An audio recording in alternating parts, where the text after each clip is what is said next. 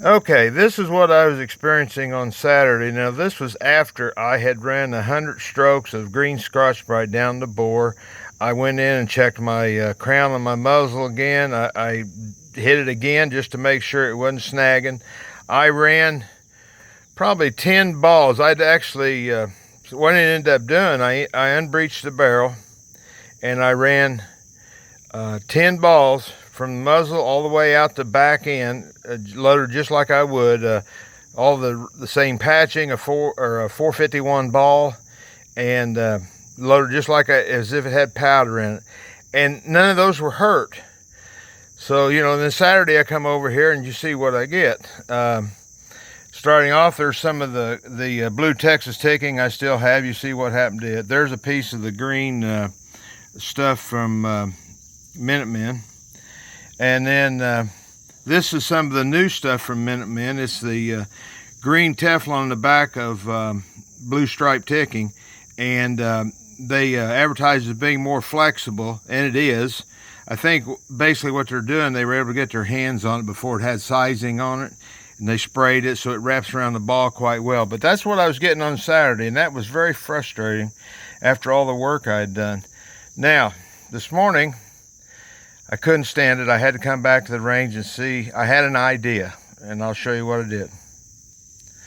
Now, this was my results this morning, and pretty good patching. And this is all the green stuff. I didn't do anything but the green stuff today because it's actually the heaviest stuff I got. So I figured that would be a good way to see if it was actually going to work. Now I'll pause this and I'll sit down for a moment and explain what I did. Okay, Saturday night, after I'd been over here, I immersed the barrel again, and I thought I'm just going to pour lead lap and lap it. I actually poured the lap, had it ready to start charging up with compound, and I thought, no, I'm not going to do that.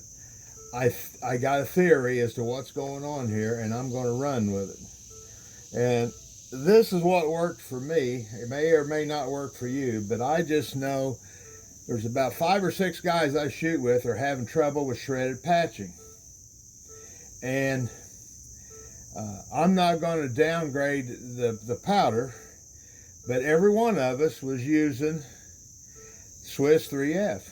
And we know Swiss 3F to be a very hot powder. I think I've read somewhere where it generates it on combustion like 2,000 degrees.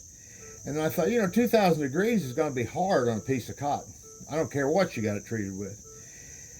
So, and then the other side was, one of the guys, it was like 3 of them had the same brand of barrel. And so now they're thinking, well, there's a problem with the barrel manufacturer. And I will tell you that those 3 of those were 40 calibers. And now the part of that is, we don't know who made my barrel. It doesn't have a name on it. So there's 2 different manufacturers. I know one of the barrels that had been shredding patches was an Ed Rail barrel that was actually had probably been shot several hundred times. It was from an old chunk gun that Jim Trammell built back in the early 90s. So, I know that gun had a lot of rounds run through it. So if there's any imperfections in Ed's barrel, which I've never heard of, it had already had time to smooth itself up from all those shots, but it was shredding patches. So now we got 3 different manufacturers. So I'm thinking, this is not a barrel issue. And what I settled on was, it's a powder issue. I think especially in the 40s. Now I know people that are shooting in 50s, and I never heard them talking about a problem, and 54s. But most of the guys shooting 50 54s are actually shooting 2F or 1.5F. I maybe know one person shooting 3F in a 50 caliber gun, and that gun was set up by the expert, the guru, you might say, Paul. So who knows what Paul may have been able to do with that. But for us humans, this is what we got into. So I'm thinking, okay, I got 4 different barrel manufacturers, they're all got the same problem. It has to be the powder. So I came over this morning. I wish I'd brought the 3F to do a base model, but I forgot it. But I did bring 2F Swiss with me. And the other thing I decided to do, and I'll try this with 3F again if I remember to bring it with me. I need to protect that patch ball. That powder is so hot, I need to protect that. So what I did today, I brought with me some shotgun wads. These are out of my 28 gauge, and you can see here, you know. And what I do is I just breaking those in half, and I ran that down just an inch or two in the muzzle after I put the powder in. And then I'd go ahead and load like I've always loaded. And you can see it down there, I set cardboard up. The purpose of that, I thought I can catch the patching before it goes out in that tall grass. Well, guys, you can see how far that is. That is about 15 feet.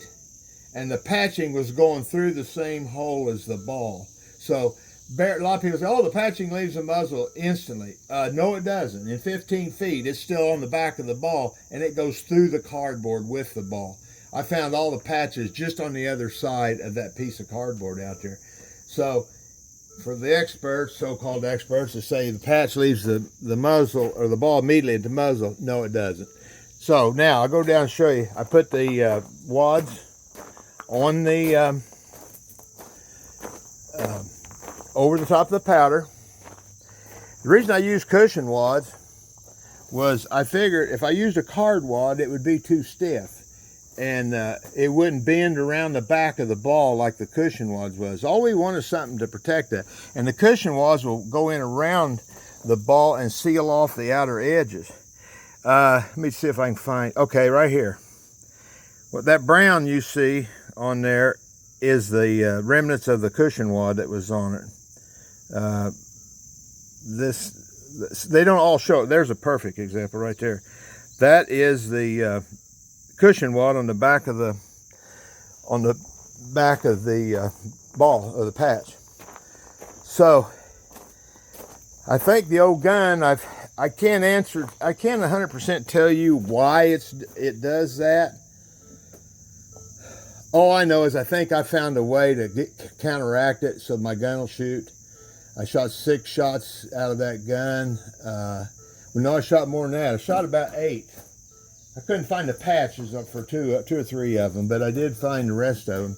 So the other day, I couldn't have possibly got that many shots off without shredding. I was shredding them on every shot. Hell, I had my group out there. You could lay probably a 9-inch pie plate over it, and they would all be on the outer edges of the pie plate. I mean, it was everywhere. So I'm hoping this is the cure for this. I've got some 1.5F I'm going to try in that gun too. I'll be honest with you, I got a new 40 caliber gun I built. I haven't really gave it a good workout for when I get old and can't pick that brood up. And I was just playing with it one day and had it with me, and I just wanted to see if the gun would go off. And I was shooting my big gun, and I had 1.5F, and I loaded that thing up with 1.5F, and I swear to you, it's faster ignition. And I think it's because the large granules let the fire jump in around the granules, you get a quicker burn. Now, that was on a cap lock, so, you know, I don't know, who knows. But anyway, this is what I've come up with. Next time I get time, I'm probably going to have to come over here next week and mow the grass, and I'll bring my gun along. But this is what I've kind of ran into, and we'll just see what happens from here. Hopefully I've got it fixed and I can shoot the gun of friendship. All right, thanks, guys. Okay, I thought I'd better add an addendum to this, make it clear what my thinking here is. I'm not saying anything I done here will work for you. All I know is it worked on my particular gun. I really don't understand completely how the powder could be burning up a patch, although if the pressures are high enough, I could see it burn its way around the bottom of a groove or something and shredding those patches up the way it was. So I just want you to be aware, this may or may not work for you if you're having issues with patches shredding and everything. I had another gun, a 40 caliber gun that was a Getz barrel, and I shot 3 F-Swiss and then never had an issue with it. I was a table gun and I was shooting 1.5-inch groups all day long. So I don't know, maybe Don knew something that he was doing to his, the others weren't, I don't know. But I do know that Don was the one I read online. Now Don's been gone a while, but I read online where he was talking about if you did have a burr edge or a sharp spot on a land, to run about 100 strokes of green Teflon up and down the bore, and that would take care of that. I can't imagine you buy a new barrel that's supposedly lapped, and I'm sure it is lapped. So that's why I didn't think it was an issue with the barrel itself. I thought it'd be just shortly into this whole thing. I realized I think it's the powder. At least in my barrel, it's the powder. So, like I said, it may or may not work for you, but it's going to work for me, I think. So we'll leave it right there. Thanks, guys.